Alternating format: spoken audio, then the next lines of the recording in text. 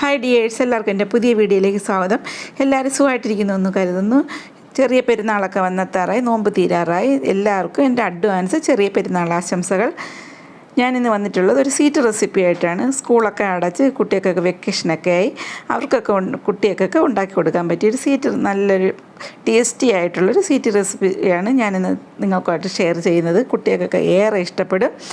ഇപ്പോൾ വെക്കേഷൻ സമയത്ത് അവർക്കൊക്കെ കഴിക്കാൻ പറ്റിയ നല്ലൊരു സ്വീറ്റ് റെസിപ്പിയാണ്. എൻ്റെ വീഡിയോ സ്കിപ്പ് ചെയ്യാതെ കണ്ട് ഒന്ന് സപ്പോർട്ട് കൂടി തരിക. നമുക്ക് വീഡിയോയിലോട്ട് പോകാം. അതിനായിട്ട് 2 ഏത്തപ്പഴം എടുത്തിട്ടുണ്ട്. നല്ല പഴുത്ത ഏത്തപ്പഴമാണ് എടുത്തിരിക്കുന്നത്. അത് തൊലിയൊക്കെ കളഞ്ഞ് ചെറുതായിട്ട് കട്ട് ചെയ്തെടുക്കാം.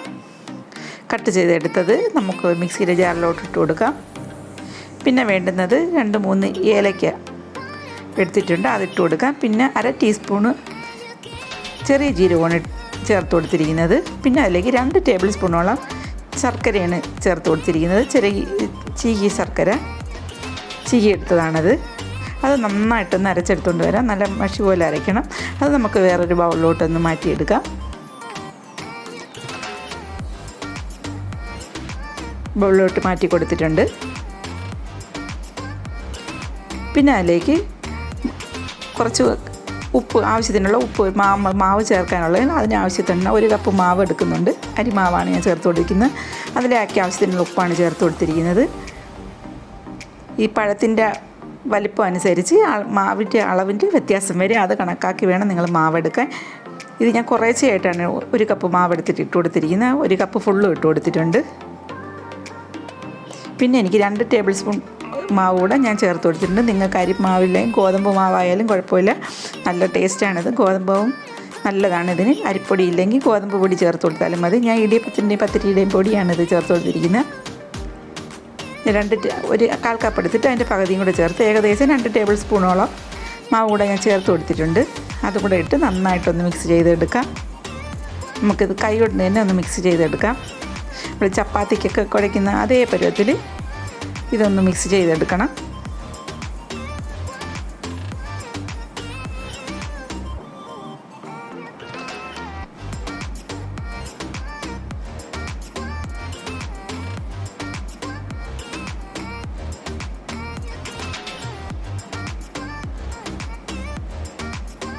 ഇത് മിക്സ് ചെയ്ത് നല്ലപോലെ ഇത് സോഫ്റ്റായിട്ട് വന്നിട്ടുണ്ട്.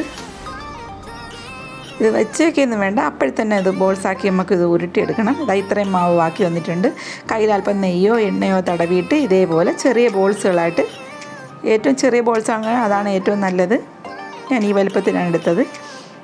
ഇതേപോലെ ചെറിയ ബോൾസാക്കി നമുക്ക് ഉരുട്ടിയെടുക്കാം.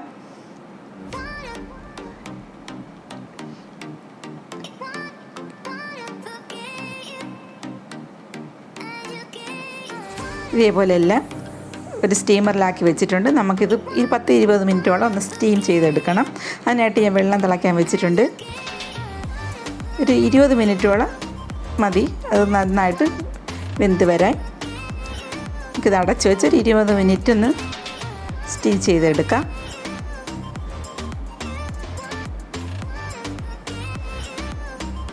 ആ സമയത്ത് ഒരു 1/2 കപ്പോളം ശർക്കര എടുത്ത് ഉരുകാനായിട്ട് വെക്കണം. ഉരുകാൻ വേണ്ടി മാത്രമുള്ള വെള്ളം ഒഴിച്ചു കൊടുത്താൽ മതി. ഒരു 1/4 കപ്പ് വെള്ളമാണ് ഞാൻ ഒഴിച്ചു കൊടുത്തിരിക്കുന്നത്. അധികം വെള്ളമൊന്നും ഒഴിക്കേണ്ട. അതൊന്ന് മെൽറ്റ് ആവാനുള്ളത് അത് വേറെ ഉരുക്കാനായിട്ട് വെച്ചിട്ടുണ്ട്. പിന്നെ ഒരു പാൻ വെച്ച് 1 ടേബിൾ സ്പൂൺ നെയ്യ് ഒഴിച്ച് 1/2 കപ്പ് ചിരകിയ തേങ്ങ ഇട്ട് കൊടുത്തിട്ടുണ്ട്. അതൊന്നൊന്ന് സോട്ട് ചെയ്തെടുക്കാം.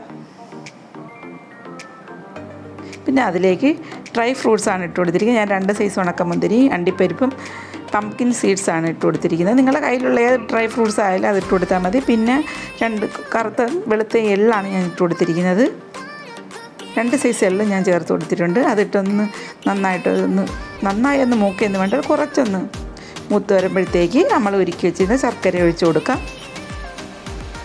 അരിച്ചു വേണം ഒഴിച്ചു കൊടുക്കാൻ. കല്ലങ്ങനെ ഉണ്ടെങ്കിൽ ഞാൻ അരിച്ചാണ് ഒഴിച്ചു കൊടുത്തിരിക്കുന്നത്. എന്നിട്ടൊന്ന് ഇളക്കി കൊടുക്കാം. ഇതുമായിട്ട് യോജിപ്പിക്കാം.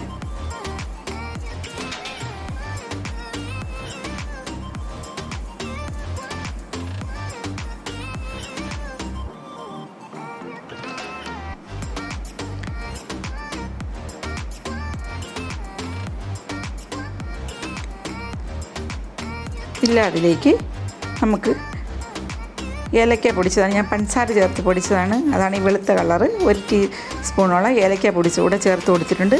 പിന്നെ നമ്മൾ നേരത്തെ സ്റ്റീം ചെയ്ത് വേവിച്ച ബോൾസ് കൂടെ ഇട്ട് കൊടുക്കാം.